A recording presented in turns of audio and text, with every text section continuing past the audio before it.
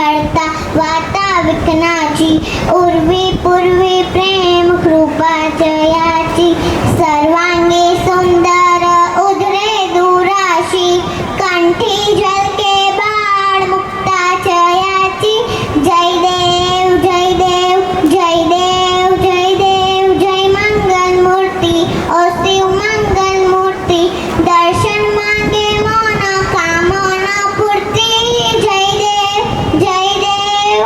તો આપણા પરિવારમાં જે ઉદ્યોગપતિ છે, જે આર્થિક કેપેબલ છે, જે એને એ વ્યક્તિને ખબર પડે કે મારા પરિવારમાંથી કોઈ વ્યક્તિને માંડ ખાઈને ખાવાનું થાય છે, એ વ્યક્તિનો હાથ પકડીને મારું પોતાનું જે સ્થાન છે એ સ્થાન ઉપર દોરી જવાનો અર્થ એટલે સ્નેહ મિલન.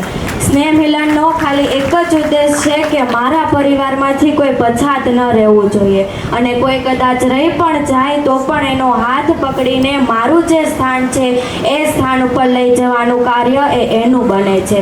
ખાલી ખાઈને છૂટા પડવાનું કામ એટલે સ્નેહ મિલન નથી થતું.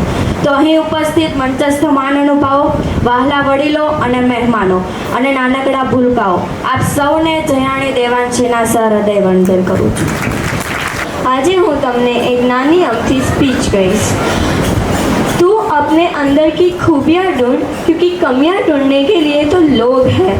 अगर तुझे कदम बढ़ाना ही है तो आगे बढ़ा, क्योंकि तुझे पीछे बढ़ाने के लिए तो लोग हैं। अगर तुझे सपने देखने ही है तो ऊंचे देख, क्योंकि तुझे नीचा दिखाने के लिए तो लोग हैं। बेटी को चांद जैसा मत बनाओ कि हर कोई घूर कर चला जाए। बेटी को सूरज जैसा बनाओ कि घूरने से पहले नजर झुक जाए। धन्यवाद। जय श्री कृष्ण। આપણે જીવીએ છીએ, આપણે 50,000ના એસી તો લગાડીએ છીએ, પણ 50 રૂપિયાના વૃક્ષો નથી વાવતા, અને પછી કહીએ છીએ ગરમી બહુ વધી રહી છે. જો આજે આપણે ઘણા બધા વૃક્ષો વાવ્યા હોત તો ગ્લોબલ વોર્મિંગની સમસ્યાથી આપણે પીડાવું ના પડત. જેમ દરેક માનવીય પ્રવૃત્તિના મૂળ